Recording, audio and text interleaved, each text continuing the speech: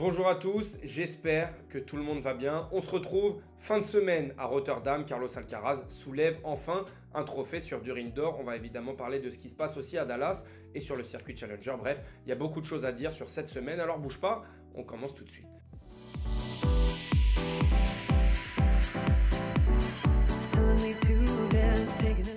Carlos Alcaraz, 21 ans, et ça y est, c'est le plus jeune joueur de l'histoire à remporter un trophée sur toutes les surfaces. Voilà, on pose tout de suite le cadre. 21 ans seulement, c'est vrai que parfois, moi le premier, on a parfois tendance à oublier son âge, son jeune âge, 21 ans. On le compare souvent à Yannick Sinner qui a 2 ans de plus. Il ne faut pas oublier qu'Yannick Sinner, mine de rien, ces 2 années en plus lui servent énormément dans sa maturité, que ce soit dans la tête ou que ce soit aussi sur le terrain. Techniquement, tactiquement, les progrès qu'il a fait, j'ai peur clairement de voir Carlos Alcaraz à 23 ans écraser le circuit, d'ailleurs comme le fait Yannick Sinner en ce moment, parce que Carlos Alcaraz aujourd'hui remporte cette ATP 500 de Rotterdam sans vraiment jouer son meilleur tennis, en étant diminué en début de semaine. Il l'a dit, il était malade. Et puis encore une fois dans cette finale face à De Minaur qui est aujourd'hui un solide top 10, eh ben, l'Australien n'y arrive pas, puisque forcément on est sur un joueur qui a un niveau moyen, même si parfois il a tendance à varier. On le voit, il perd un set encore dans cette finale, un set dans cette demi-finale, mais Alex De Minaur n'arrive pas à rivaliser avec les deux meilleurs joueurs du monde, on va dire. On peut aussi mettre Novak Djokovic. Ça prouve deux choses, on va en parler dans cette vidéo, que évidemment les deux sont largement au-dessus de tout le circuit et que Alex De Minaur, mine de rien, même s'il fait des énormes progrès, arrive quand même peut-être à ses limites quand il doit jouer un de ces joueurs-là. Ça fait quand même 2 finales de suite à Rotterdam et pas de titre pour De Minaur. On va d'abord parler de Carlos Alcaraz puisque 21 ans, il bat encore une fois Alex De Minaur pour la 3e fois consécutive en autant de rencontres. Et ça y est, 17e titre en carrière, première fois en dur indoor, on l'a dit. Il rejoint une short list des joueurs ayant gagné sur toutes les surfaces, mais surtout, comme on l'a dit dans cette introduction, c'est le plus jeune à le réaliser. Ça, c'est quand même quelque chose d'hyper impressionnant. On oublie parfois avec les échecs et les déceptions de Carlos Alcaraz qu'il est quand même ultra précoce et ça, c'est monstrueux. On regarde aussi en finale ce qu'il est capable de faire. Enfin, 22 finales jouées, 17 gagnés, on est sur un pourcentage de 77 en finale. C'est tout simplement stratosphérique, vraiment. Déjà, dans une carrière, c'est des stats stratosphériques, mais à 21 ans, déjà d'être aussi jeune et d'être aussi clutch quand on se présente en finale, il y a peu de joueurs qui sont capables d'avoir des stats aussi belles. Je pense à Hugo Humbert qui a remporté 6 de ses 7 finales, il me semble. Bref, en tout cas, on est quand même sur un Carlos Alcaraz où il y a eu du bon et du moins bon. Et aujourd'hui, j'ai quand même envie de parler de ses stats déjà dans ce match-là. On sait qu'on est en dur indoor, on est quand même s'appuyer largement sur son service, sur sa première balle de service. C'est seulement 2 petits aces pour l'Espagnol. Après, voilà, il a été constant. Il a quand même 67% de premier service, 67% derrière sa première et sa deuxième balle. C'est des excellentes stats derrière sa deuxième balle, un petit peu moins derrière sa première balle. C'est lui qui concède le plus de balles de break dans cette rencontre, donc ça aussi c'est à souligner. Mais en fait, ce qui est à souligner, c'est surtout de voir que Alex De Minaur était assez dépendant de son premier service pour survivre dans cette rencontre, même si oui, Carlos Alcaraz avait toutes les cartes en main pour l'emporter. On sait qu'il y a un déficit de puissance, malgré quand même une transformation physique, il faut le dire, pour De Minaur. On sent très clairement que dans la raquette, il y a un déficit de puissance face à Alcaraz, face à Sinner. On peut parler de d'autres joueurs, mais c'est sûr que De Minaur face à des Medvedev, face à des Zverev ou autres, en tout cas, il aura ses chances. Puisque là, dès que Carlos Alcaraz décide d'en mettre un petit peu plus, ça devient beaucoup trop compliqué dans la raquette pour De Minaur. Et s'il n'a pas cette première balle, il ne peut pas survivre en fait. On va le voir tout simplement. Ici, d'abord, on regarde au niveau du match. Il est à 62%, mais pourquoi? Parce qu'au premier set, là, il est en difficulté, 59% de premier service. Au deuxième set, tout de suite, il arrive à rehausser, il est à 71%. Et au troisième set, rechute, 54%, 4 balles de break à sauver, 0 pour Carlitos qui lui garde des pourcentages très élevés derrière sa première et sa deuxième. Donc ça, c'est un facteur ultra important qu'il y a eu dans cette partie, qui a aussi tout au long du tournoi, dans tous ces matchs, Alex De Minaur contre les top joueurs, s'il ne sert pas extrêmement bien et s'il n'est pas très bon derrière sa première balle de service, il n'a aucune chance de l'emporter. Si on parle maintenant du parcours de Carlos Alcaraz, très clairement, je ne vais pas dire que je suis inquiet ou qu'il m'a déçu ou autre, mais en tout cas, j'ai pas envie de dire que c'est un tournoi très réussi. Il a gagné, il n'y a pas de souci, mais par contre, ce premier set contre Botic, c'est un petit miracle qu'il le remporte, et derrière, on ne sait pas ce qui peut se passer, il était un petit peu malade, etc.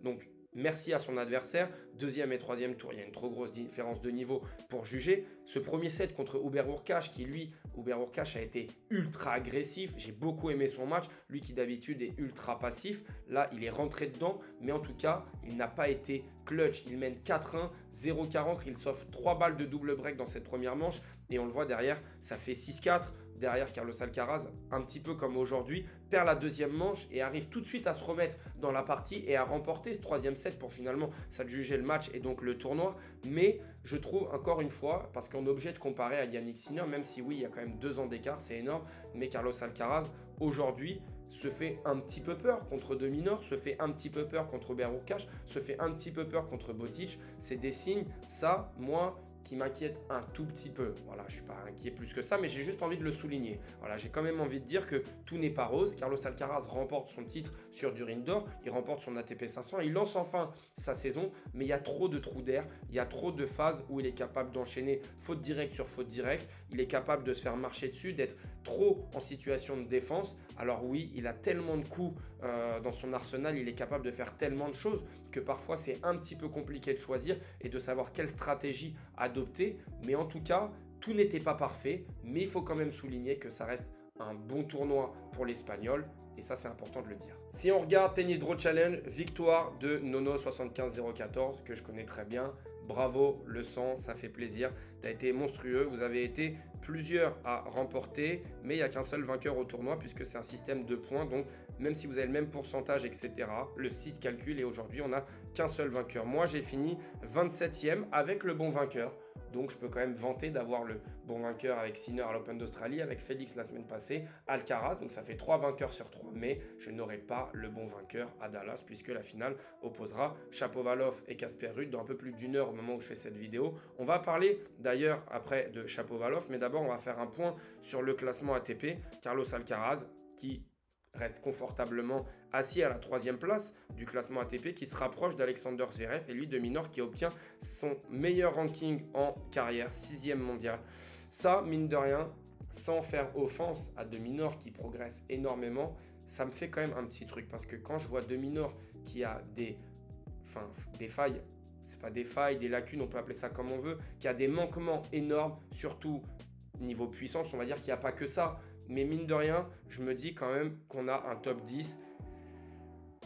Voilà, à géométrie variable, on a 2-3 patrons devant. Et puis derrière, même Tyler Fritz. Tyler Fritz qui fait une très bonne saison 2024. Mais pour l'instant, en 2025, c'est catastrophique, même si on n'est qu'au début.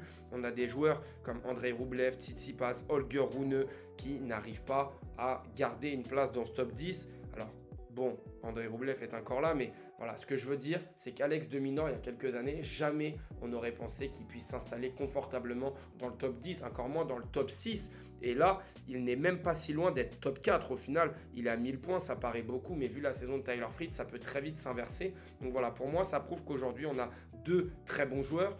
3 très bons joueurs avec Alexander Zverev, mais surtout, on a un top 10 où tout est possible. Ça ne m'étonnerait pas qu'en fin de saison, on retrouve des joueurs comme Hubert Hurkacz qui arrive à gratter, on arrive à voir des Musetti, des Draper qui arrivent à venir s'immiscer dedans, pourquoi pas un Félix Auger-Aliassime s'il fait une grosse saison, les Tchèques ici. Bref, il y a de la place pour tout le monde, et ça me pose un peu un problème parce que normalement, le top 10, on doit être capable à un moment d'avoir une hiérarchie très claire et nette. Bon, force est de constater que c'est moi qui me trompe puisque De Minaur, depuis un petit moment, est quand même très régulier, surtout en Grand Chelem. Donc ça, c'est mon mea culpa. J'aurais pas pensé qu'il puisse arriver à ce niveau-là très haut. My bad. On s'écarte un petit peu, on va sur le circuit Challenger et c'est la mauvaise nouvelle du jour. Lucas Pouille s'est gravement blessé en finale du Challenger de Lille et il le dit, après une rupture du tendon d'Achille, apparemment ce serait ça. C'est peut-être le dernier tournoi de sa carrière et le dernier match de sa carrière. Lui qui a seulement 30 ans mais qui a eu tellement de galères dans sa carrière ces dernières années. On peut le rappeler, il y a eu une dépression qui l'avait écarté loin des terrains, il y a eu beaucoup de pépins physiques. Bref, ça devient très dur et là, s'il y a encore une blessure et une rééducation à faire, pas sûr qu'il ait le courage parce qu'il avait réussi à cravacher sur le circuit secondaire pour enfin revenir dans le top 100. Ça, il faut le noter, c'est quand même exceptionnel. Et là, il va devoir faire 3, 4, 5, 10 pas en arrière. Ça va être très dur de revenir. Bon courage Lucas, vraiment. Et en finale, il perd contre Arthur Bouquier, un jeune Français de 24 ans qui, pour l'instant, ne jouait que sur les tournoi futur, sur le circuit futur, et qui va, grâce à ce titre, qui fait une très bonne semaine, Arthur Bouquier, rentrer enfin dans le top 300. Et ça change une carrière, puisque maintenant, il va pouvoir jouer uniquement des tournois Challenger. Bravo à lui. Un autre Français qui brise sur le circuit Challenger, Kirian Jacquet, qui remporte le Challenger en Inde de Chennai. Donc voilà, semaine fructuante pour les Français sur le circuit Challenger, ça fait plaisir. On peut aussi voir ici que Carreño Busta, lui aussi un petit peu à l'image d'un Lucas Pouille ces derniers mois, essaye de grappiller des points pour revenir dans le top 100 et s'installer durablement. Respect à ces joueurs, que ce soit les Français et plein d'autres joueurs qui galèrent un petit peu sur le circuit secondaire pour se faire une place, ou alors aux anciens très bons joueurs, très bien classés, qui eux aussi sont capables d'aller sur le circuit Challenger pour revenir dans le top 100. Chapeau à tous ces mecs-là. Et puis, on ne pouvait pas se quitter sans parler de Denis Shapovalov qui va jouer tout à l'heure contre Casper Ruud et qui fait une semaine XXL. Voilà, Tyler Fritz, Marac, Tommy Paul, Kekmanovic et tout ça avec un tennis exceptionnel, offensif, agressif, plein de panache. C'est le Denis Shapovalov qu'on aime, c'est Denis Shapovalov qu'on aimerait avoir, qu'on aimerait retrouver. On espère que ce n'est pas qu'un feu de paille et que ça va pouvoir durer dans le temps parce que ce joueur-là est capable de faire des choses exceptionnelles. C'est... Voilà, gaucher, revers à une main, ça n'existe plus et ça n'existera peut-être plus parce que c'est tellement difficile. On sait que le revers à une main est une espèce en voie de disparition. En tout cas, Denis Shapovalov, clairement, il a montré tout au long de la semaine qu'il allait être capable d'avoir ce niveau de jeu sur les prochaines semaines. Maintenant, sur toute une saison, la saison sur terre battue notamment, est-ce qu'il est capable de rééditer cet exploit? Moi, je l'attends notamment sur dur, mais surtout sur gazon. Même si la saison sur gazon est toute petite, on sait qu'il est capable de faire des résultats exceptionnels à l'image de sa demi-finale à Wimbledon, son meilleur résultat en carrière. Donc j'espère que semaine après semaine, il va réussir à engranger un maximum de confiance pour arriver en forme à Wimbledon. On aura le temps d'en reparler évidemment, mais super semaine aussi de Casper Ruud qui lui tient son rang. Ça fait plaisir parce que Casper Ruud, mine de rien, je l'avais un petit peu cassé ces dernières semaines. Et là, force est de constater que voilà, il fait sa finale d'ATP 500. Lui qui est souvent décrié, moi, c'est un joueur que j'aime beaucoup. Donc on a une très belle finale. On avait une très belle finale à Rotterdam. On a une très belle finale à Dallas. Ça fait plaisir. Il y a quelques déceptions, notamment Tyler Fritz. J'en parlais tout à l'heure, Tyler Fritz. Moi, je l'ai dit, je pense qu'il va avoir une année 2024 très compliquée parce que les déceptions 2025 très compliquées puisque les déceptions de 2024 peuvent peser très clairement. Affaire à suivre, on en reparlera. Et vous le savez, d'habitude, on se retrouve pour faire les tournois de cette semaine, les tableaux de cette semaine. Mais malheureusement, en fait, là, le site, c'est assez compliqué parce qu'il y a encore plein de matchs qui vont se jouer en qualif. Il y en a qui se jouent ce soir, il y en a qui se jouent demain matin. Donc, je ne pouvais pas le faire avec vous de façon très claire puisqu'il y a des tours avec des qualifiés un petit peu partout. En tout cas, j'ai mis mes finales, je vais vous les montrer. Là, j'ai mis Zverev contre Joao Fonseca. Alors ça, c'est ma finale avec Zverev qui l'emporte à Buenos Aires. À Delray Beach, j'ai mis Tyler Fritz contre Tommy Paul en finale avec victoire de Tommy Paul que j'ai trouvé très convaincant cette semaine malgré sa défaite face à un Shapovalov en chaleur. Donc je vois Tommy Paul remporter ce tournoi. Et à Marseille, j'ai mis Hubert Hurkacz qui bat Daniil Medvedev en finale. Voilà. N'hésitez pas vous aussi à faire vos tableaux sur Tennis Draw Challenge. Vous rejoignez le groupe Val Tie Break et vous pouvez faire vos tableaux avant le premier match du tableau principal. On a fait le tour, on avait pas mal de choses à se dire. C'était une super semaine de tennis, très clairement. Ça continue maintenant, ça ne s'arrête jamais, il n'y a pas de ralentir. Comme d'habitude, si tu as aimé, mets ton petit pouce, abonne-toi et nous on se retrouve très vite.